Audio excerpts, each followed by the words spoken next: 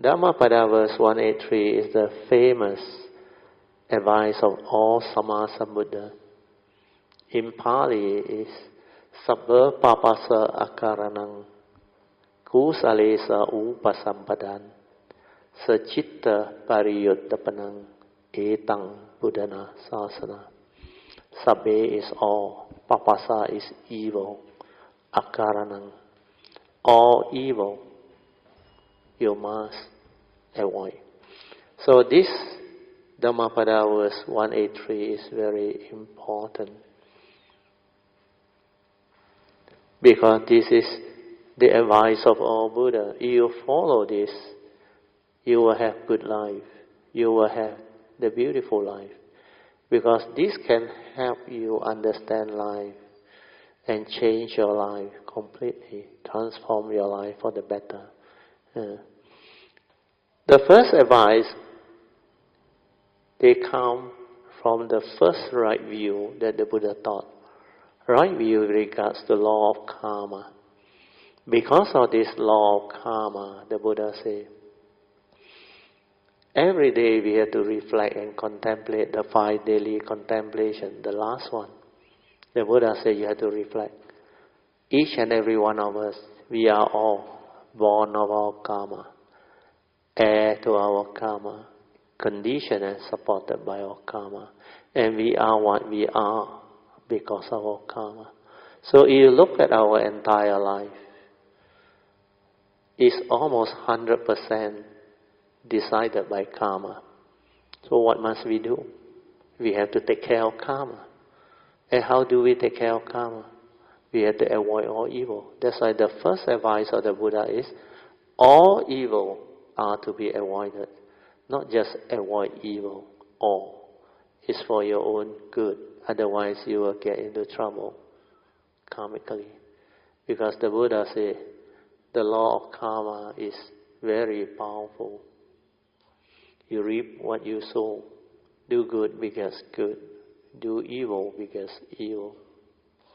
If you plant the seed of evil, you will reap the fruit of evil.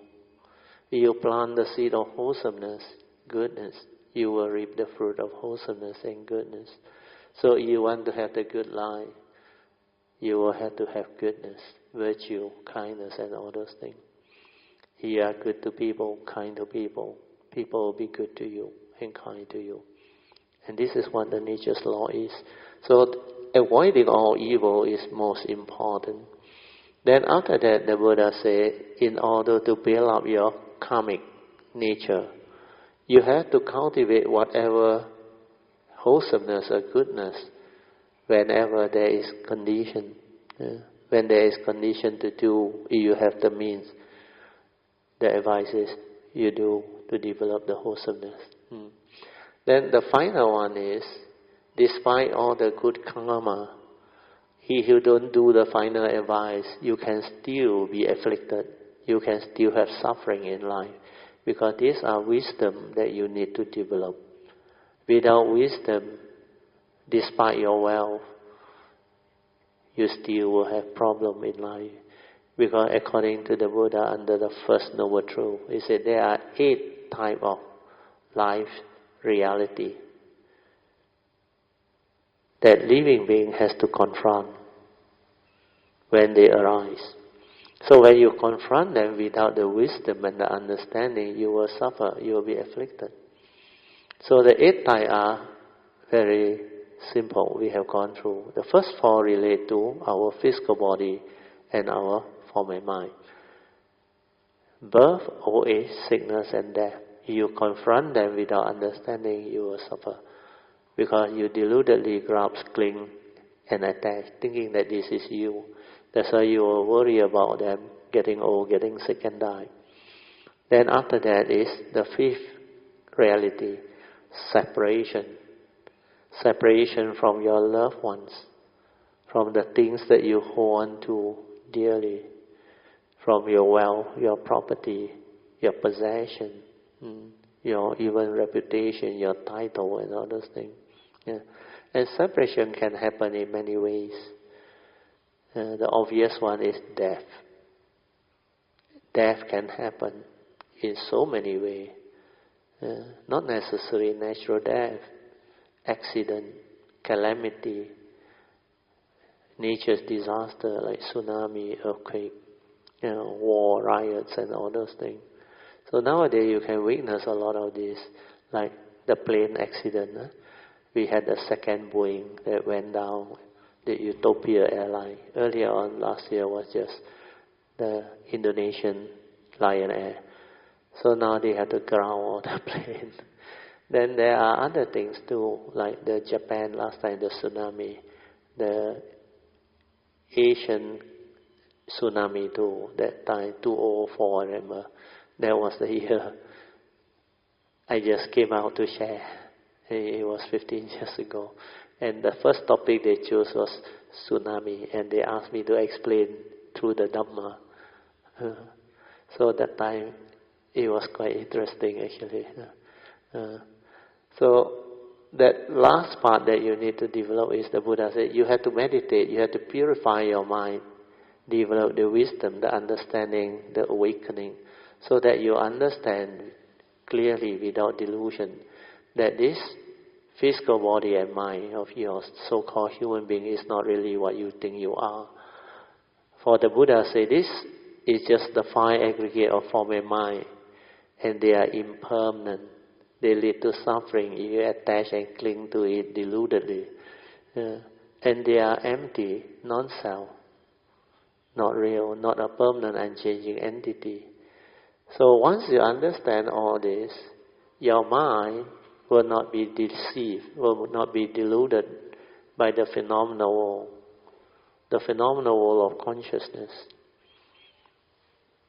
the illusion created by mind. So all this will cease. That's why these three advice is very important. And how to develop all this, you need to have heedfulness, the Buddha said. So the Apamada Vaga, under the Dhammapada verse, there are 20 verses in the Dhammapada which states all the verses on heedfulness. Apamada is heedfulness. They are verse 21 until verse 40. And I found the first three verses, 21, 22, 23, most important. That's why the first day I come out to share, I reminded Buddhist practitioner or cultivator the importance of understanding these three, where this is what the Buddha spoke. And through this, the Buddha said, you are guaranteed enlightenment. Verse 21, he said, heedfulness is the path to the deathless, whereas heedlessness is the path to the dead. The heedful do not die, whereas the heedless are as if dead. So this is very obvious. Without heedfulness, you don't stand a chance. You may ask me, but Teoh, I'm still alive, but I'm not heedful. Why did you say I'm as if dead? Here, dead means spiritually you are dead. You don't stand a chance. As far as spiritual enlightenment is concerned, if you are heedless, you don't stand a chance. There is no awakening for you. That's why you are as if dead. But you may be alive physically. It's just like we say, human beings are conscious of life, but they are not aware. They are not mindful of the moment. They never really live life. They existed through life. So the difference between living life with heedfulness and existing through life with heedlessness is very important. You must see the difference. So without heedfulness, you are as if dead. Straight away you must know what the meaning is. The meaning is, the Buddha said, you have to cultivate heedfulness. That's why the whole of our meditative training is to develop this heedfulness. Without this, you cannot start. Without this, you cannot develop the awakening. Then after that, Dhammapada verse 22 re-emphasize and confirm to you why you need to be heedful. He said, the wise, distinctly understanding this different, the wise intend on heedfulness. the wise one, they were intent on heedfulness. They will never allow themselves to be heedless. And what will happen to them if they intend on heedfulness? They will rejoice in the rhyme of the Aryas. Aryas are enlightened beings. So Aryas are the enlightened ones. It means they are with the company of the Arya. Means they are going to become enlightened too. That's why heedfulness is very important. And verse 23 confirms 100%. The moment you are heedful, you will realize Nibbana, the supreme, born-free Nibbana.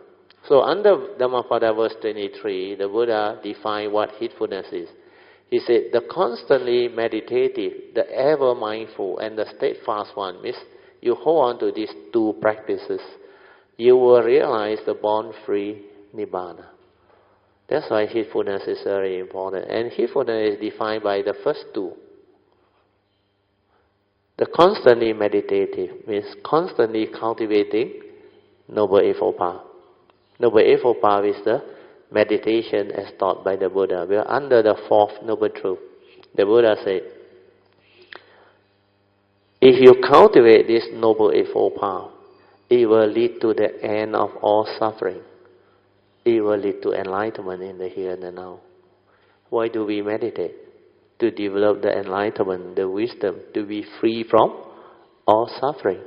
And you cultivate this Noble Eightfold Path, it will lead you to the realization of Nibbana. That's why this constantly meditative is very important. Then the next one is ever mindful. Means you're not only mindful, you have to be ever mindful throughout the day to cultivate the Noble Eightfold Path as taught by the Buddha, or constantly meditative. Then if you hold on to these two practices, you will realize the supreme born-free Nibbana. And this one is guaranteed by the Buddha. That's why from here, you will understand why you need to develop heedfulness. And to be heedful, there are two paths. First, cultivate, stabilize the mindfulness until it becomes ever mindful. Until you are able to have this daily mindfulness, stability of daily mindfulness, even in the midst of living life, in the midst of life, existence, when you go about living your life, your work, your career, doing your duty as a householder or whatever. So this three is most important. Then when you are ever mindful, you use it to reflect, contemplate and meditate. Means cultivate Noble Eightfold Path factor. All the 8 path factors, you have to understand them, cultivate them and perfect them. Then only you can realize the enlightenment. Then the others are very simple. The 5 spiritual faculties, Saddha, Virya, Sati, Samadhi and Panya, we have gone through. They are in Pali. Then the English translation, Saddha is faith, confident in the Buddha and his teaching. Virya is spiritual zeal. When you have faith in the Buddha and his teaching, it will motivate you to practice, to cultivate, and it will give rise to this virya, which is a type of spiritual tenacity or zeal, a type of energy inside that drives you to cultivate, where you see the importance of cultivating this teaching. You come to realize who the Buddha is, how wise he is, and how special a being he is. He is not only enlightened, he is fully enlightened. That's why he is different. And his teaching can awaken living beings, can make you enlightened, free your mind from suffering, allow you to understand life deeply, beautifully. And with that understanding, you will know how to live life. That's why you will have the good life. You can get to live the noble life of an enlightened being. Then you can live life to the fullest. You can experience life to the fullest. Then you can realize the pristine beauty and wonders of life. And everything becomes so pristine, so beautiful, so wonderful. You got no more problem with life. Everything is just wonderful. Simply just beautiful. Your heart is always filled with calmness, peacefulness, joy, understanding, wisdom, virtue, wholesomeness. There is no negativity, no delusion, nothing. That is what the meditation is all about. It can give rise to such understanding. So this spiritual faculty, once it's developed, it will drive you to cultivate, to develop mindfulness, the third spiritual faculty, sati. Then when you are mindful, you stabilize it, it becomes samadhi. Samadhi is not concentration. Samadhi is the collected mind, unwavering mind, the very stable mind, but it's a free mind. That is samadhi. Yeah. Then when there is wisdom, the last spiritual faculty, the last factor of enlightenment, upekkha, equanimity will arise. Yeah. Then when there is sati and samadhi, you can see things as they are. Where your mind is collected and unwavering, it will not stir. Not like normal heedless people who don't have the spiritual faculty. When they see something, their mind will stir, they will react. Stir because of their delusion. When they don't have the understanding, the wisdom, they will act according to memory, according to their views, opinion, conditioning, their like and dislike. That's why they stir their mind. Then they cannot see things as they are, the reality. Like the Buddha said, jnana dasana, direct knowledge and vision of the reality, the truth.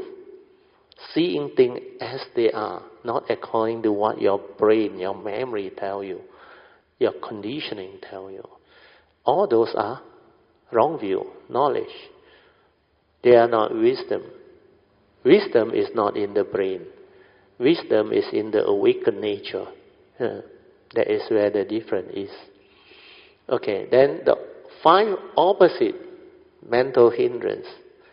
The Buddha said the reason why you have this mental hindrance are hindrance that will hinder your mind from entering the meditative state of inner peace, inner calmness and inner awareness, from becoming heedful.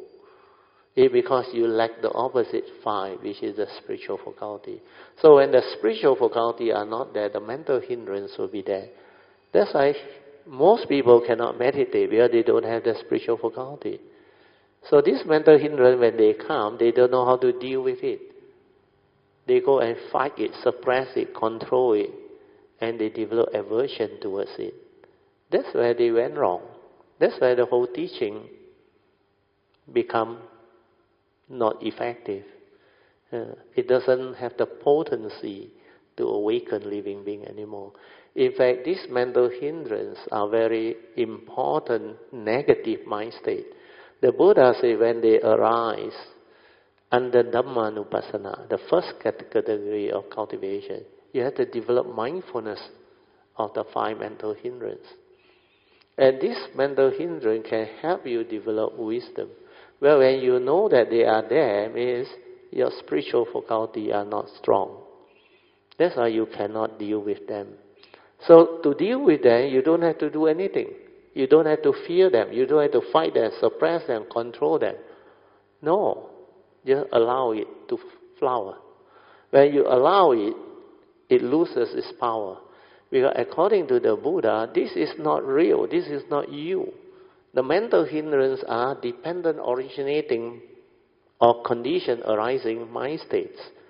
Take for example, your restlessness of mind, your doubt, your sensual desire, your ill will, your sloth and torpor. These are not intrinsic in your mind state.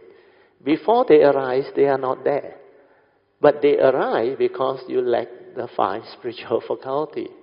So when you realize this is happening, the Buddha says, you have to arise the right effort to actually abandon this wrong thought or negativity or mind state. How do you abandon them? There are 5 ways we will go through later. First is the thing of the direct opposite wholesome thought. Second is the thing of the consequence of holding on to that wrong thought which will make you evil and bring about karmic downfall. Third is meditative, third and fourth. The third one, the Buddha says, just silence your mind aware. When you do that, all this mental hindrance cease to be. That's why in the Satipatthana Sutta, the Dhammanupassana, first category of cultivation, he said, when there is this sensual desire or ill will or any of the mental hindrance, when they are there, you must develop mindfulness. You must be aware. Then when you just aware, silence your mind, which is the meditative third way, then you realize it will cease to be. Because these are conditioned arising mind state. When you don't give it any more delusion to think and to continue to manifest, it will cease. That's why anger come and go. Sensual desire come and go. Restlessness of mind come and go.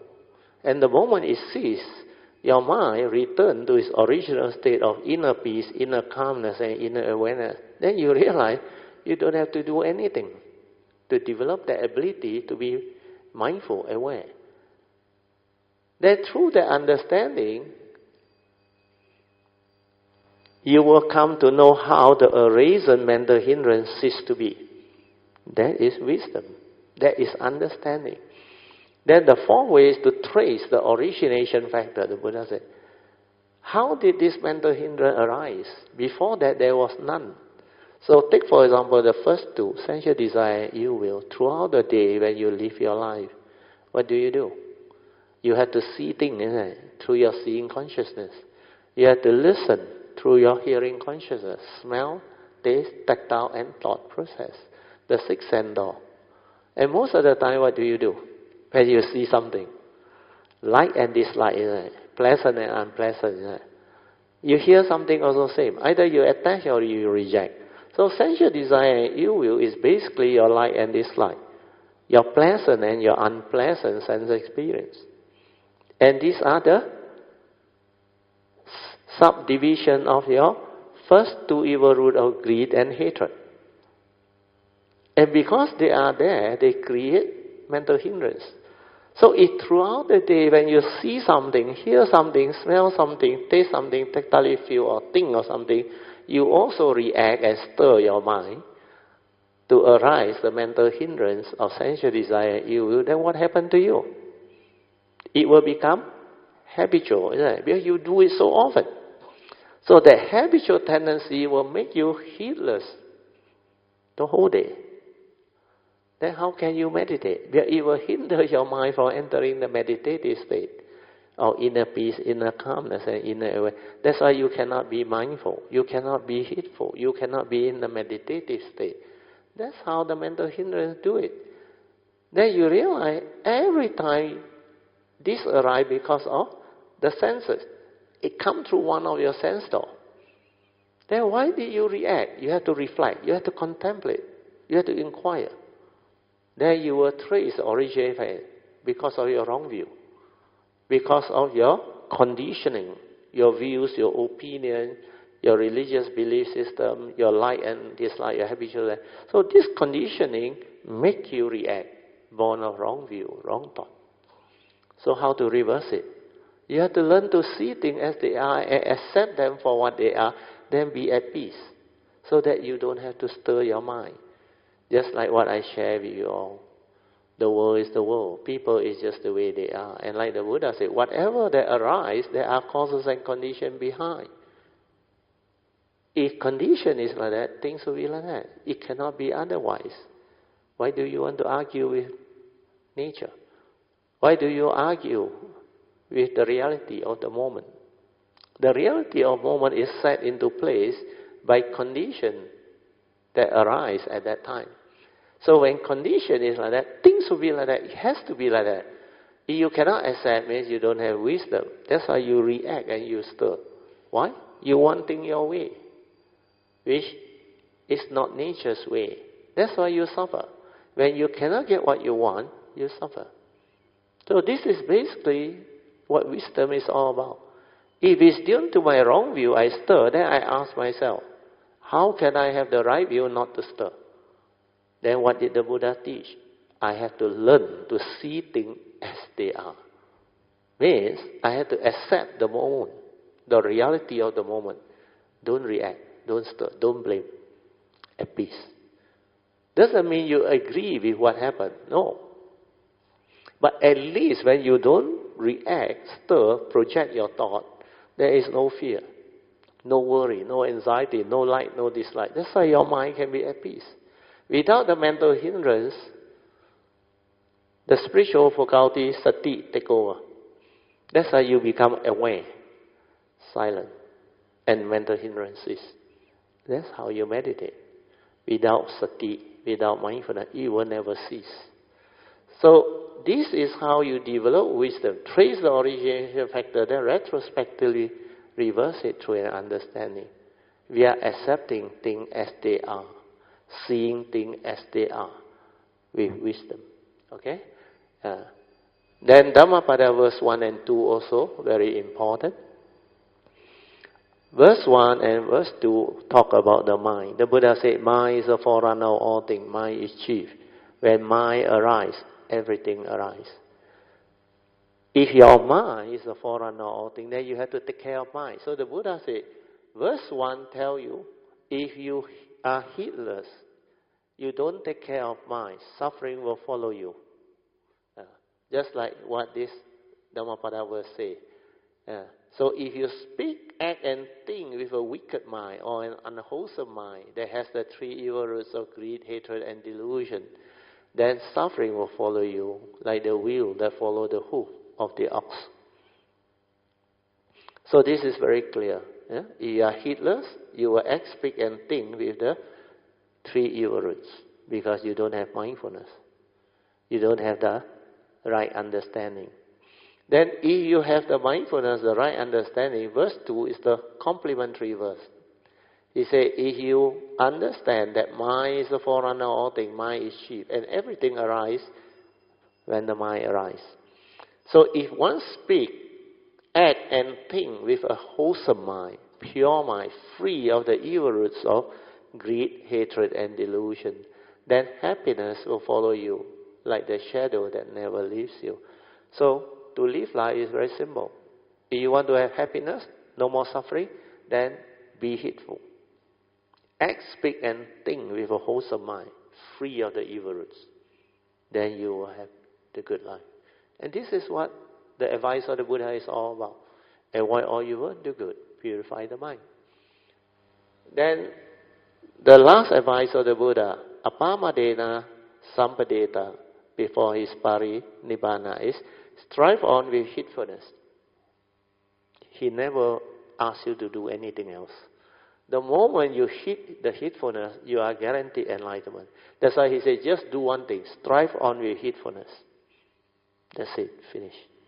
Actually, the whole of meditation is just to develop heedfulness. The moment you are heedful, you are destined for enlightenment. So is it so difficult? It's not difficult. To be heedful, you only have to develop two things.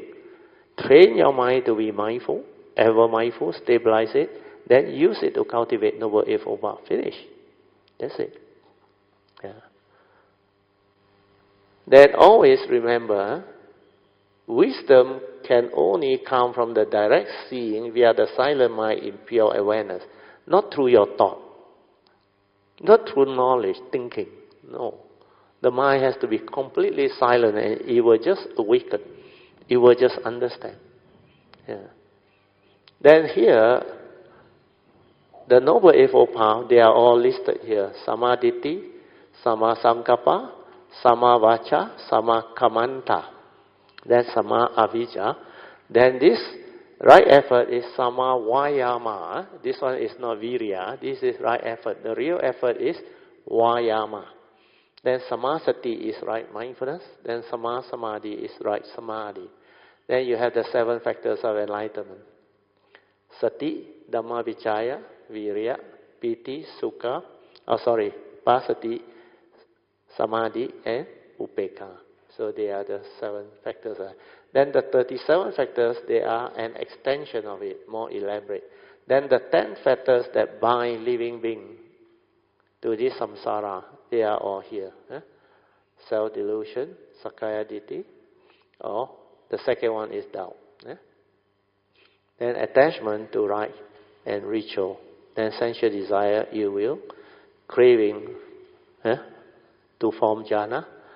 Then craving to the formless jhana, then minor conceit, then restlessness of mind, and ignorance. Then the Avijja Sutta, you have to go through it. We will also go through it. Then you have the three turning of the Four Noble Truths, the three phases of Dhamma, the three types of corresponding wisdom that will come with it. This one is behind your Heart Sutta book, under the appendix.